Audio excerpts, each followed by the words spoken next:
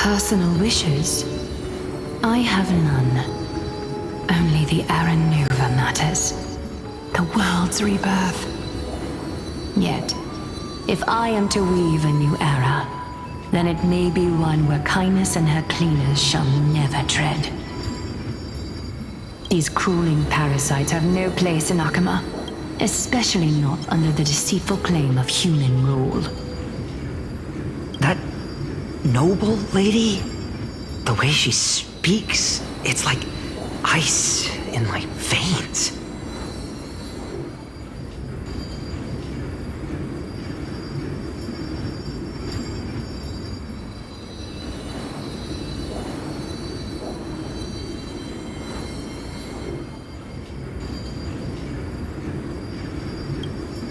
Huh.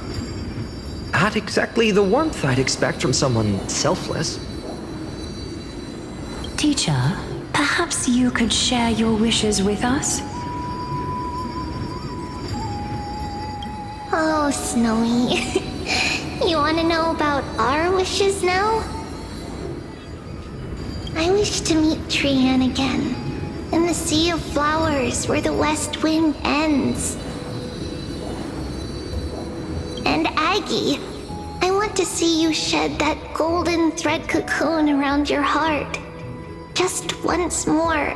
Smile at us again like that bright-eyed girl in white who stood before the Yanisopolis temple. Finally, I pray that the footsteps of lost souls no longer wander aimlessly. Instead, replaced by the bright songs of prayer. Are we wishing for too much? Well, let's say these 3 wishes represent Trian and Trinan too. Those wishes are truly wonderful. They even stir something deep inside me. Then we can rest easy, because only you can make these wishes come true. Only me? Mark these words, Snowy. See you tomorrow.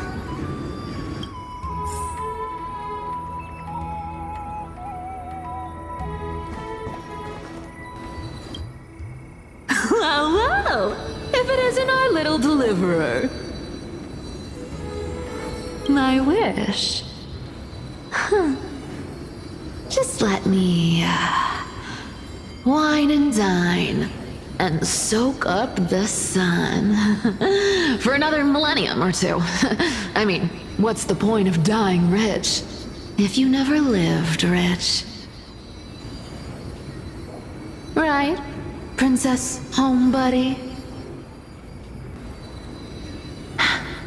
Cypher, that's not how I see it. My one wish is to find that missing piece in my life. To feel someone's embrace once more. That warmth. I've felt it before, and it's my dearest memory. And speaking of riches, for someone with all those treasures behind your divine power, you've led a pretty cheap life.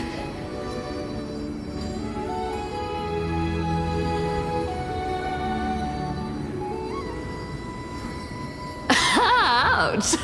Where did that come from? Right for the jugular, huh? What about our friend from the Grove? My wish came true before I touched the sky. I transformed my healing power into gentle sunlight, distributing it equally to every life I cherished and loved.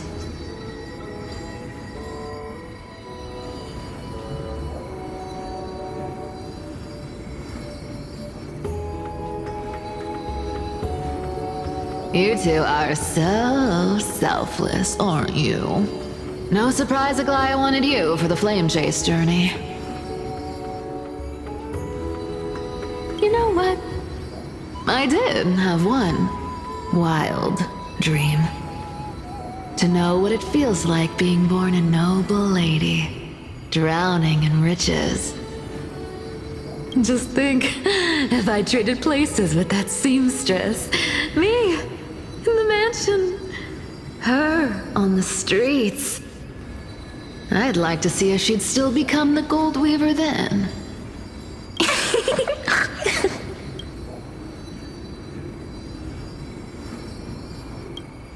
I can't disagree with you.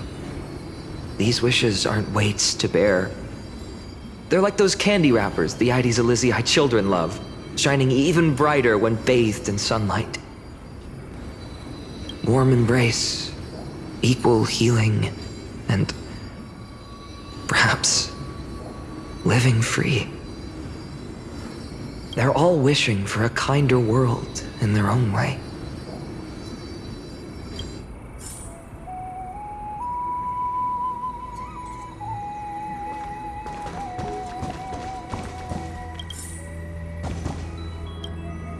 Phainon, my student. Must we go over this again?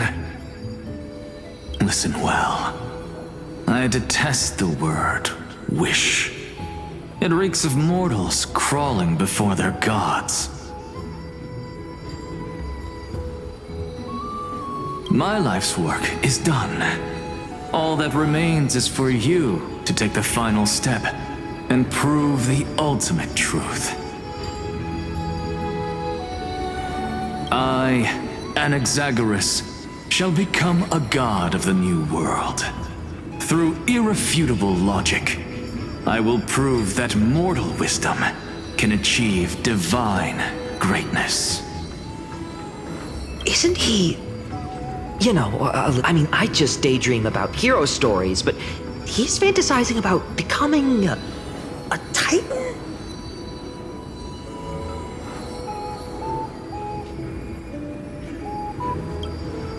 Well, that's something.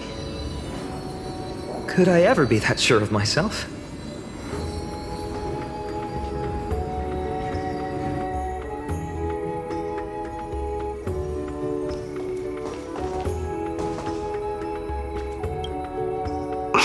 Phainon? Since when did you become so timid, asking such juvenile questions about wishes?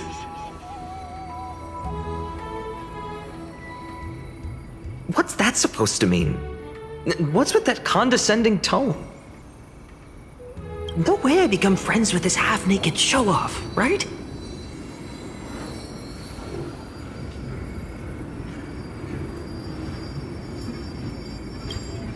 Horrifying.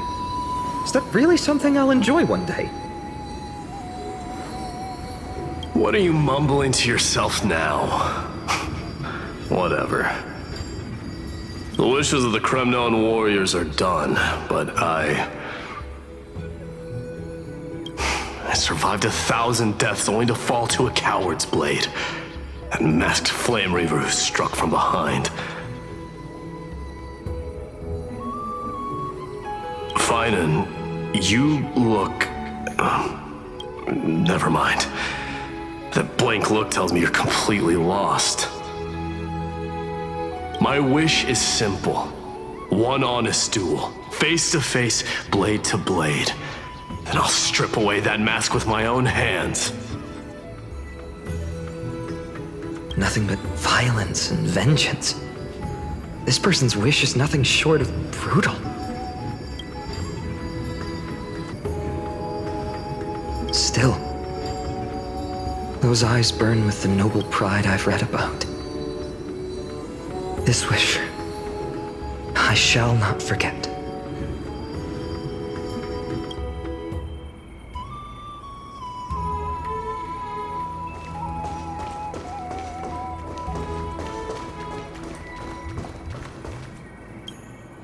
So tell me, has the uncertainty in your heart begun to fade?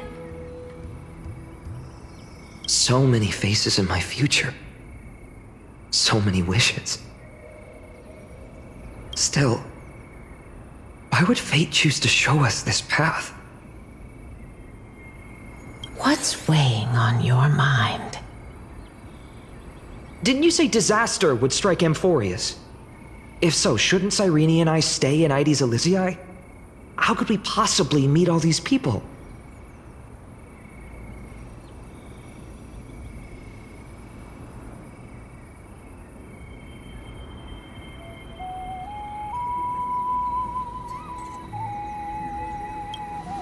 If that's true, then who will protect everyone in Heirs Elysiae?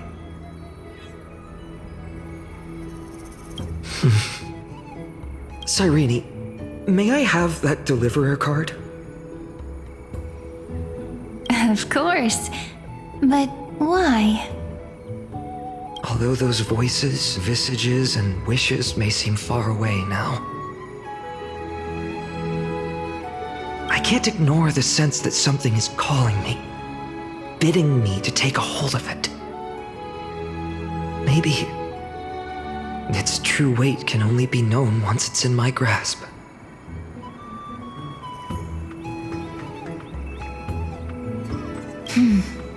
In that case, accept this gift.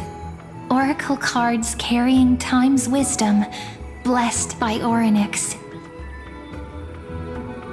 May they journey with you, become your memories, and spark rippling waves of change in times to come. I'll hold these words close to my heart. But now that I'm holding them, they don't seem all that different from ordinary playing cards. What? What's happening? Everyone, we've got big trouble, Mimi! Burning, smoke everywhere. It's all coming from beyond the maze. What's going on? It's here. The seeds of disaster have already taken hold, sooner than we had foreseen. This time, not even the veil of Evernight can shield us.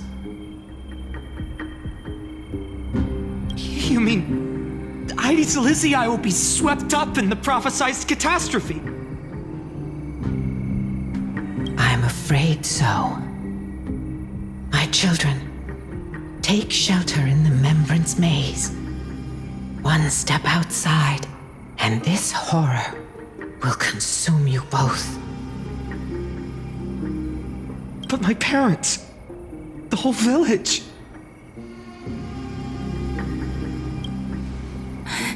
Are we facing the three titans of calamity? This is beyond any Titan, beyond any danger you could overcome with strategy alone. It's an unspeakable horror that twists all life into abominations that never bleed nor cry. Even Titans fall to its corruption, burning from within until only empty shells remain, knowing only death and destruction. The Black Tide. That's what this calamity truly is. It consumes all in its path, sparing none but the Membrance Maze. Not even Titans can... Yes.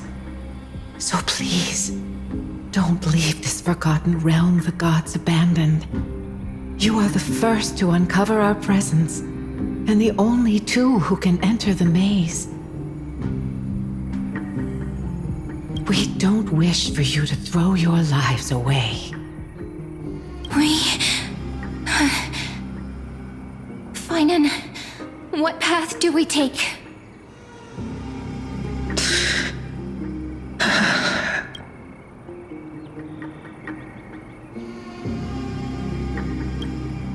I learned the sword to protect those close to me. If I run now, I'll never be worthy of lifting a blade again.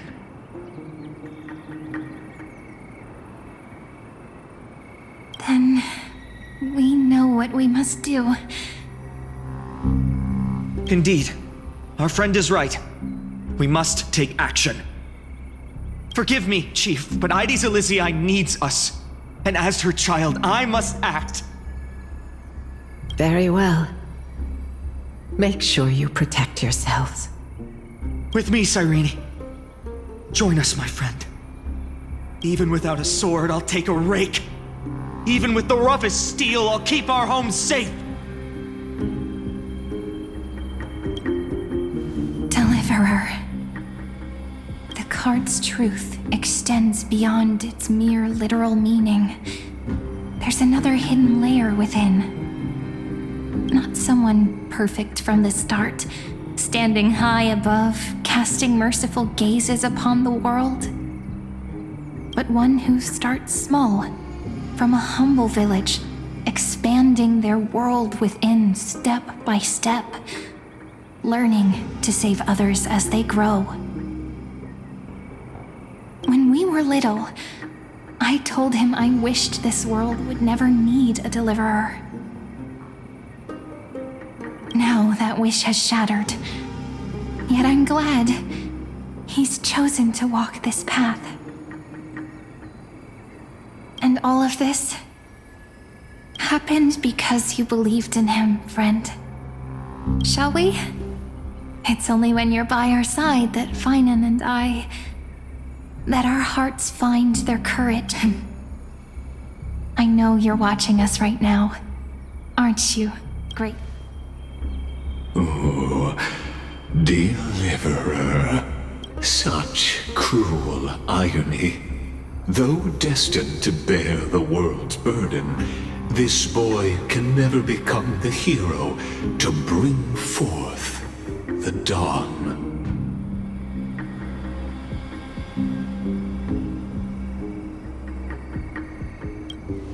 Follow their path. Bear witness as this man, forever denied the mantle of hero, takes his first step on the path to deliverance.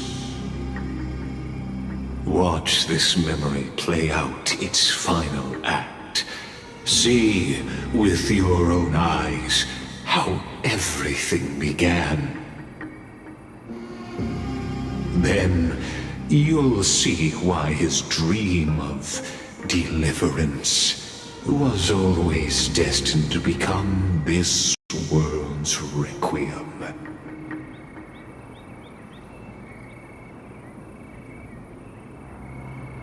A sun red as blood, wheat fields turning to dust, and in the heart of it all, a village aflame. In that moment, the boy stood in what felt like the end of existence itself.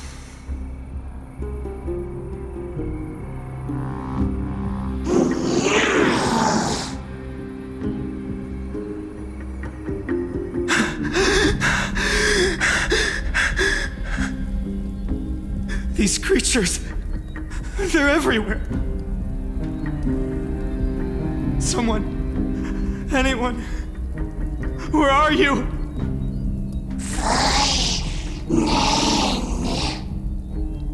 No, it can't be.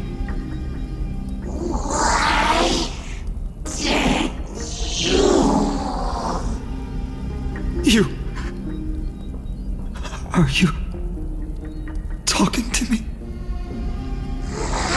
I don't want to die. Weren't we best friends forever? No. That ribbon. Olivia. No.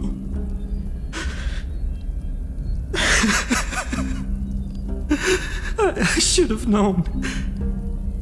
Save us. Save us. Us.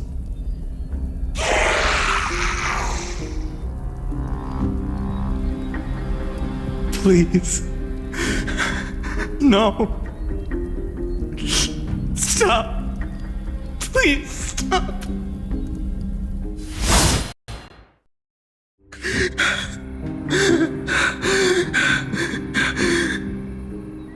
Olivia, I'm so sorry. And these monsters, they're all...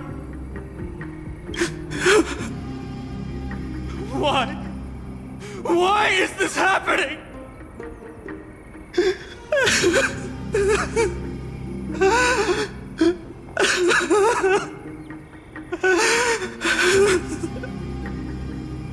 When the black tide arrived, the wavering boy found resolve in his companions, and together they ran toward their first battlefield. In the far-off future, the land of Amphoreus would bear the marks of the hero's footsteps. With sword in hand, he would inscribe an eternal mark in the golden epic. And when dawn broke over scorched earth, a boy, covered in wounds, buried the dead one by one, his silence heavier than the earth he moved. His home, his past, his name, all buried beneath the soil. His feet carried him forward, over the pillar of stone, beyond the chalice of plenty, through the deadly fogs of the hand of shadow. He wandered without direction, like a withered leaf drifting in the wind, through countless city-states. The smiling visage of the white-haired swordsman was etched into memories. Yet he did not walk without purpose. Deep in his heart, a voice always guided him forward to fulfill the wishes he had inherited, to brave peril, and to do all that was within his power to save those who needed saving. Those words his friend spoke long ago, when his journey began, lingered. Protect those who must be protected. The words were few, but they gave him all the certainty he needed. That's what it means to be ordinary and choose to be more. Onward he walked, until the call of the flame chase journey thundered across the land. In the vision painted by prophecy, humanity would triumph over the gods, seize the core flames, and ignite a new dawn for Amphoreus. Yet losses are a constant on the flame chase journey, where life too seems as small as a speck of dust. Only one who treats the world as their teacher can bear its eventual destiny. Are you prepared for such teachings? The voice within spoke, and he answered softly. No matter. My existence is of no consequence. When the Gold Weaver called, he answered, traveling to the holy city. There the elders met his warrior's spirit, with nothing but scorn, condemning him to the barracks in derision. No one saw it coming, not the world, not even him. Yet, this nameless recruit stood at the gates of legend. And there, at last, he found the ones who would walk his path right beside him.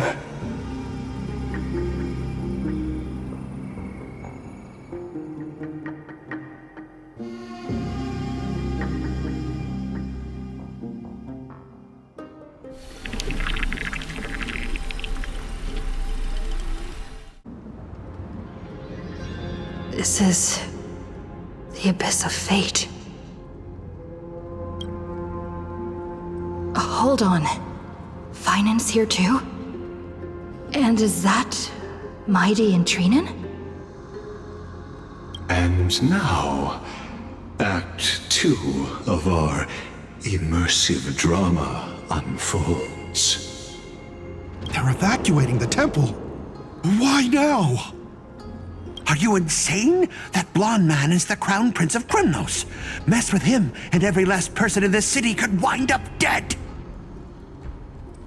Calm yourselves. The Holy Maiden has everything under control. We need only wait patiently. Behold, it is the month of Gate, light calendar 4926. The Crown Prince of Krymnos, Midimos, has led his forces to the gates of Akima. As you know, though Midimos was proud, he did not engage in needless violence.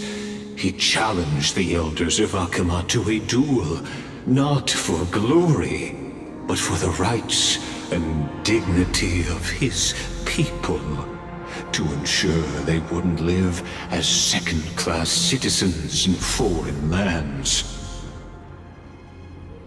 After Aglaya's mediation, Phainon met Midimos' challenge as the Elder's representative. This duel was to change the course of the Flame Chase journey itself. So, as Phainon's most important companion, his lifelong friend, please continue to bear witness to his memories.